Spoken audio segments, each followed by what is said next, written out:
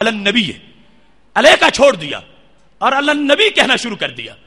تو اس کو وہ لوگ اٹھا کے آج پیش کرنے کی کوشش کرتے ہیں اور یہ بھول جاتے ہیں کہ ابن قیم نے تو باب باندھا تھا سارا علیہ کو ثابت کرنے کے لیے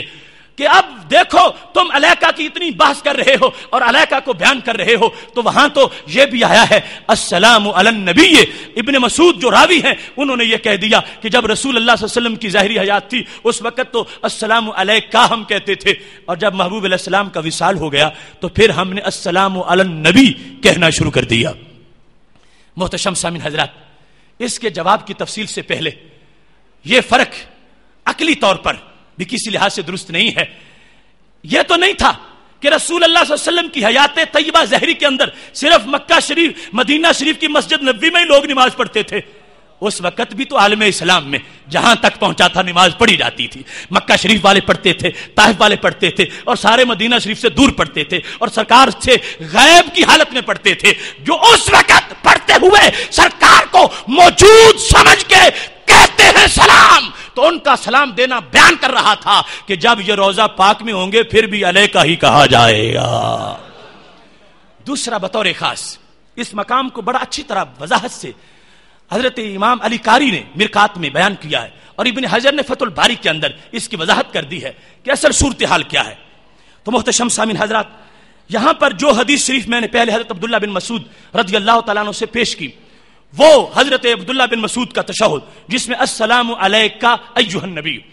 اس کے بعد دوسری روایت جس میں ہے کہ جب رسول اللہ صلی اللہ علیہ وسلم کا وصال ہو گیا تو ہم نے کہنا شروع کر دیا السلام علی النبی، علیہ کا چھوڑ دیا، یہ ابو عوانہ کی روایت ہے۔ اور جو اس مضمون کی روایت ابن مسعود کی بخاری شریف میں ہے اس میں السلام علی النبی یہ نہیں ہے، اس میں کیا الفاظ ہیں بخاری شریف کی جو اس مضمون کی حدیث شریف ہے اس کے اندر یہ ہے فلما قبض قلنا السلام یعنی علی النبی، وہاں پر راوی کا جو جملہ ہے وہ صرف اتنا ہے قلنا السلام، ہم نے سلام کہا، اس کے بعد یعنی علی النبی، یہ حضرت عبداللہ بن مسعود کا قول نہیں، یہ آگے ان سے کسی نے روایت کرنے والے میں یعنی تفسیر کا لفظ شامل کرتے ہوئے آگے اس کو بڑھایا ہے۔ ابن حجر اور ملا علی قاری انہوں نے اس کی وضاحت کی کہ جو روایت بخاری ہے اس میں ہے قلنا السلام، جب سرکار کا وصال ہو گیا تو پھر بھی ہم نے سلام کہا، مطلب کیا استمررنا، لوگوں ہم نے سلام کہنا نہیں چھوڑا، پھر بھی کہتے رہے، یہ ہے مطلب کہ پھر بھی قلنا السلام، یہ نہیں تھا کہ سرکار سامنے تھے تو السلام علیکہ ایھا نبی کہتے تھے اور سرکار چلے گئے تو ہم نے چھوڑ دیا۔ ابن مسعود کہتے ہیں ہم نے چھوڑا نہیں ہے، جو سلام پہلے تھا وہ پھر بھی جاری رہا، لہذا اس میں یہ لفظ نہیں ہے کہ ہم نے یہ کار ترک کر دیا، علیکہ چھوڑ دیا اور لفظ نبی ہم نے صرف بولنا شروع کیا۔ جو روایت بخاری ہے اس میں صرف اتنا ہے کہ جس وقت سرکار قبض وصال ہو گیا قلنا السلام، پھر بھی ہماری طرف سے سلام جاری رہا، لہٰذا اس سے یہ سمجھ نہیں آتی کہ ہم نے علیکہ سے اعراض کر دیا، علیکہ کو چھوڑ دیا، صرف سلام کا ذکر کیا کہ سلام جاری رہا۔ تو اس واسطے ابن حجر کہنے لگے اب وہ ابو عوانہ کی جو روایت ہے اس میں احتمال آ گیا، ہو سکتا ہے اس سے مطلب یہ ہو کہ ہم نے کا کو چھوڑا، اور ہو سکتا ہے جو اصل معنی یہاں ابن مسعود کا قول ہے کہ قلنا السلام، پھر بھی ہم نے سلام نہیں چھوڑا، پھر بھی ہم سلام کہتے رہے، لہٰذا جہاں احتمال ہے اسے چھوڑ کے وہ ماننی چاہیے جس میں کوئی احتمال نہیں ہے، اور وہ بخاری کی پہلی حدیث ہے جس میں یہ کہا کہ ابن مسعود کہتے ہیں ہمیں نبی علیہ السلام نے تعلیم دی مطلقاً ہم نماز میں پڑھتے ہیں السلام علیکہ ایھا النبی ورحمۃ اللہ، لہذا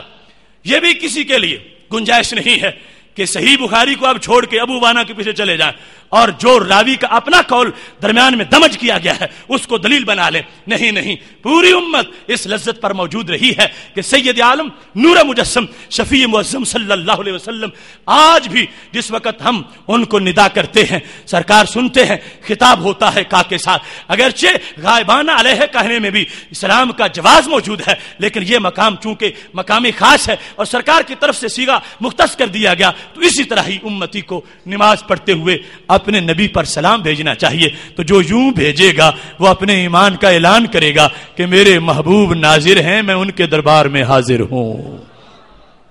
محتشم سامعین حضرات، وقت مسلسل چھلانگے مارتا ہوا آگے بڑھ رہا ہے اور ہمارا موضوع جو ہے وہ ختم ہونے کا نام نہیں لے رہا، میں پھر ایک حدیث بیان کر کے اپنی گفتگو کو ختم کرتا ہوں، اور اس سلسلہ میں حضرت معاذ بن جبل رضی اللہ تعالیٰ عنہ جس وقت آپ کو یمن کا قاضی بنایا گیا، ان کا جو انداز تھا وہ بھی بطور خاص ایک بڑا حسین انداز ہے. اور پھر مسند امام احمد میں جو حدیث شریف ہے، حضرت براء بن عازب رضی اللہ تعالیٰ عنہ جس کے راوی ہیں کہ قبر میں جب سوالات ہوتے ہیں تو نکیرین آتے ہیں، بندے کو اٹھاتے ہیں، فیقولان لہو، اس کو بٹھاتے ہیں، اس میں روح ڈالی جاتی ہے، پھر اسے پوچھا جاتا ہے ما ھذا الرجل الذی بعث فیکم، یہ کون شخصیت ہے؟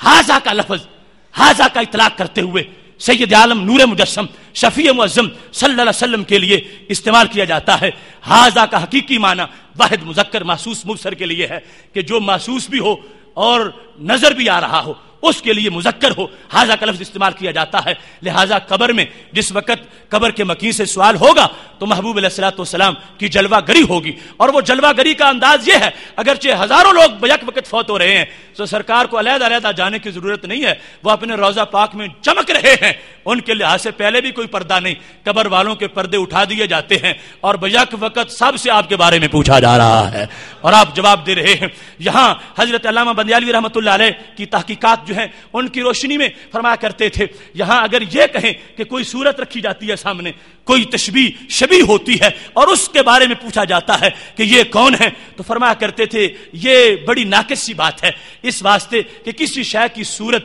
اور تصویر اس کا غیر ہوتی ہے، عین نہیں ہوتی. اب ایک بندے کی صورتیں تو ہزار ہیں، تو اگر ہزار صورت اس کی فوٹو ہزار جگہ پہ موجود ہے تو کیا یہ کہا جائے گا کہ ہزار کمرے میں بیٹھا ہوا ہے، یا یہ کہا جائے گا کہ اس کے بیٹے کے ہزار باپ ہیں؟ نہیں. تو صورتیں انسان کا عین نہیں ہوتی،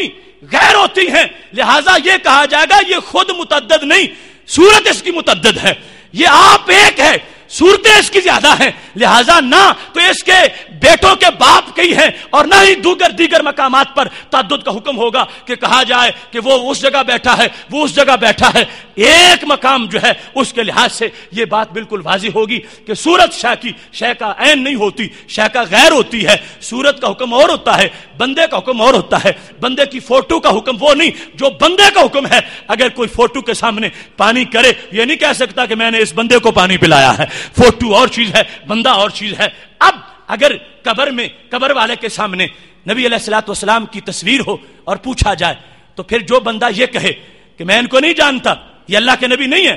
تو اسے کامیاب ہونا چاہیے. کیوں؟ اس نے غیر نبی کو نبی نہیں مانا، اس نے نبی کا تو انکار نہیں کیا. شے کی تصویر شے کا غیر ہوتی ہے تو سرکار کی تصویر سرکار نہیں، وہ غیر نبی ہے. تو جو غیر نبی کو نہ مانے اسے کامیاب ہونا چاہیے، اور جو غیر نبی کو نبی مانے اسے ناکام ہونا چاہیے. جبکہ یہاں یہ معاملہ ہے کہ جو پہچانے گا کہ یہ نبی ہیں اس کے وارے نعرے ہو جائیں گے، اور جو نہیں پہچانے گا وہ مارا جائے گا. تو پتہ چلا صورت نہیں خود صاحب صورت ہوتے ہیں. ورنہ قیامت کے دن لوگ کہیں اے اللہ ہمارا امتحان ہی تو نے ناقص ذرائع سے لیا، خود سامنے ہوتے تو پتہ چلتا کہ میں پہچانتا ہوں یا نہیں پہچانتا. وہ خود تھے ہی نہیں اور میں نے نہیں پہچانا تو پھر میرا جرم کیا ہے. تو رب ذوالجلال کسی کا کوئی بہانہ نہیں رہنے دیتا. اس واسطے خالق کائنات جل جلالہ نے یہ انداز رکھا ہے. وہ ماہ مدینہ چمک رہے ہیں، آسمان پہ سورج ایک جگہ چمکتا ہے، سارے اس کو دیکھ رہے ہیں. علیحدہ علیحدہ پکڑ کے کسی ایک کو دکھانے کے لیے کوئی اہتمام کی ضرورت نہیں ہے. میرے محبوب علیہ السلام روضہ پاک میں جلوہ گر ہیں، ان کے لحاظ سے پردہ نہیں ہے، پردہ ہمارے لحاظ سے ہے. لہذا سب کی آنکھوں سے قبر میں حجاب اٹھا دیا جاتا ہے، سرکار نظر آتے ہیں اور سوال کر دیا جاتا ہے. حضرت معاذ بن جبل رضی اللہ تعالیٰ عنہ کا جو پیغام ہے وہ بڑا محبت بھرا ہے کہ جس وقت سید عالم نور مجسم شفیع معظم صلی اللہ علیہ وسلم نے حضرت معاذ بن جبل کو یمن کا قاضی بنایا تھا تو خرج معہ رسول اللہ صلی اللہ علیہ وسلم یوسی ہے، سرکار ساتھ نکلے اور ان کو وصیت کر رہے تھے کہ معاذ یہ کام ایسے کرنا ہے، یہ ایسے کرنا ہے. اور ایسا منظر تھا جو چشم فلک نے کبھی نہیں دیکھا تھا. معاذ راکب و رسول اللہ صلی اللہ علیہ وسلم یمشی تحت راحلتہ، کہ حضرت معاذ تو سواری پہ بیٹھے ہیں اور عرشوں کے مہمان پیدل چلتے جا رہے ہیں، ساتھ ساتھ جا کے ان کو نصیحتیں کر رہے ہیں. اور پھر یا معاذ انک عسى اللہ تلقانی بعد عامی ھذا، جب وہ پہاڑی آ گئی کہ جہاں مہمانوں کو رخصت کر دیا جاتا تھا، فرمایا معاذ ہو سکتا ہے اب تیری میری ملاقات نہ ہو. اور عصا جس وقت محبوب علیہ السلام استعمال فرما دیں تو اس میں یقین کا رنگ ہوتا ہے. معاذ اب تیری میری ملاقات نہیں ہوگی، اب کیا ہوگا بعد عامی ھذا، اس سال کے بعد، لعلک ان تمر بمسجدی ھذا وقبری، اب آؤ گے تو میری قبر کے پاس آؤ گے، اب آؤ گے تو میری مسجد کے پاس سے گزرو گے۔ فبقى معاذ جشع، حضرت معاذ رضی اللہ تعالی عنہ نے رونا شروع کر دیا، لفراق رسول اللہ صلی اللہ علیہ وسلم، سرکار کی جدائی میں، اور رونے کا مقام تھا کہ سب کچھ جن کے لیے چھوڑا ہے اب ان سے آخری لمحے دور ہو جاؤں گا تو اس سے بڑا نقصان کیا ہوگا۔ حضرت معاذ نبی علیہ السلام کے فراق میں جب روئے ہیں تو پھر میرے محبوب علیہ الصلوۃ والسلام کی آنکھیں، ان کا انداز بھی کچھ اور تھا۔ فاقبل بوجہی نحو المدینہ، سرکار نے اپنا رخ مدینہ شریف کی طرف کر لیا ہے کہ نہ میں معاذ کی آنسو دیکھوں اور نہ یعنی ڈائریکٹ، اور نہ معاذ جو ہیں وہ میرے چہرے کا حال دیکھیں، چہرہ مدینے کی طرف کر لیا۔ معاذ کو یمن کی طرف متوجہ کر کے کہا، پیغام معاذ کو دیا اور سینہ قیامت تک کے عاشقوں کا ٹھنڈا کر دیا۔ کیا؟ ان اول الناس بی المتقون من کانوا حیث کانوا، مطلب یہ تھا معاذ وہ اور ہیں جو دور ہو کے دور رہتے ہیں، ہم تجھے یمن بھی بھیجیں گے، اپنے پڑوس میں بھی رکھیں گے،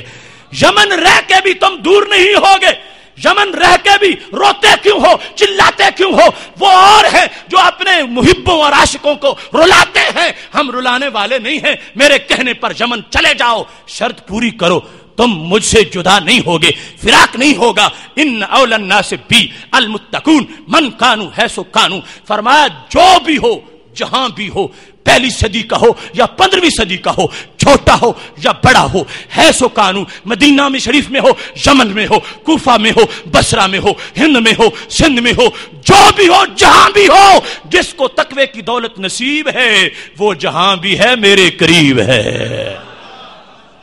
قیامت تک کے لیے سید عالم نور مجسم شفیع معظم صلی اللہ علیہ وسلم نے سندیشہ دے دیا، اول الناس بی المتقون من کانوا حیث کانوا، لہذا یہ لذت ایمان ہے جس کے پیش نظر ہم اہل حق کا یہ عقیدہ ہے۔ اللہ تبارک و تعالی ہمارے اس یقین کو مزید عروج عطا فرمائے۔ وآخر دعوانا ان الحمدللہ رب العالمین۔ انشاءاللہ تبارک و تعالی کل ہمارا نہایت ہی اہم موضوع ہے رنج و الم